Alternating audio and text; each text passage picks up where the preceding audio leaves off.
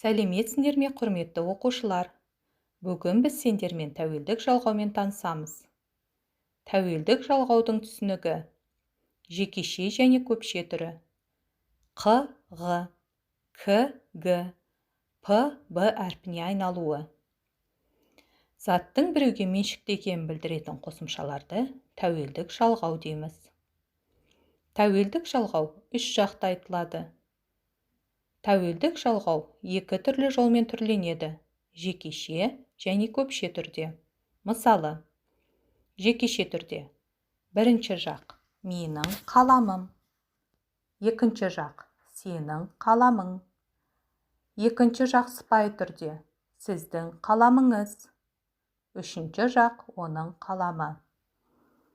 Көпше түрде: бірінші жақ біздің қаламымыз, екінші жақ сендердің қаламдарың, екінші жақ сыпайы түрде сіздердің қаламдарыңыз, үшінші жақ олардың қаламдары. Оңаша тәуелдеудің жалғаулары егер түбір дауысты дыбыстарға аяқталса: м, ң, ңыз, ңіз, с, с жалғаулары жалғанады. Мысалы, бірінші жақ менің апам, менің інім. Екінші жақ сенің апаң, сенің інің. Екінші жақ сыпайы түрде: сіздің апаңыз, сіздің ініңіз. Үшінші жақ оның апасы, оның інісі.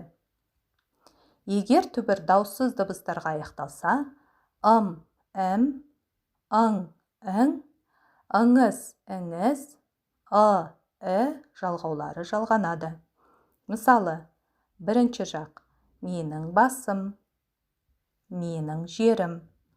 Екінші жақ сенің басың, сенің жерің. Екінші жақ сыпайы түрде: сіздің басыңыз, сіздің жеріңіз. Үшінші жақ оның басы, оның жері. Ортақ тәуелдеудің жалғаулары дауысты дыбыстардан кейін мыз, міз, ың, ің, ңыз, ңіз, с жалғаулары жалғанады. Мысалы, бірінші жақ біздің апамыз, біздің ініміз. Екінші жақ сендердің апаларың, сендердің інілерің.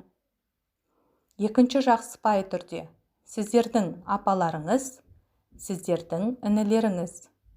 Үшінші жақ олардың апасы, олардың інісі.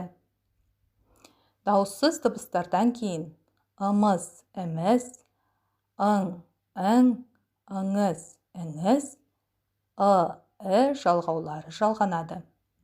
Мысалы, бірінші жақ біздің басымыз, біздің жеріміз. Екінші жақ сендердің бастарың, сендердің жерлерің. Екінші жақ сыпайы түрде: сіздердің бастарыңыз, сіздердің жерлеріңіз. Үшінші жақ олардың бастары, олардың жерлері. Ал енді балалар, тапсырма орындайық. Ана сөзін жекеше, көпше түрінде тәуелдеп көрейік. Орындап болсаңдар, тексеріп көрейік. Жекеше түрде: бірінші жақ менің анам, екінші жақ сенің анаң. Екінші жақ сыпайы түрде: сіздің анаңыз, үшінші жақ оның анасы. Көпше түрде: бірінші жақ біздің анамыз, екінші жақ сендердің аналарың. Екінші жақ сыпайы түрде: сіздердің аналарыңыз, үшінші жақ олардың аналары. Дұрыс, жарайсыңдар. Тапсырманы дұрыс орындап шықтыңдар. Тағы есте сақтап алатын ерекшеліктер бар.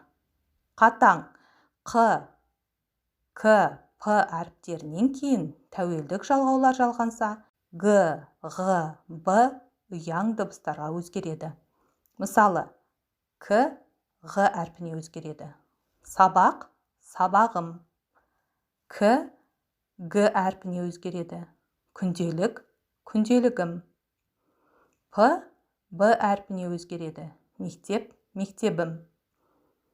Құрметті оқушылар, сіздерге түсінікті деген ойдамын. Назарларыңызға рахмет. Сау болыңдар.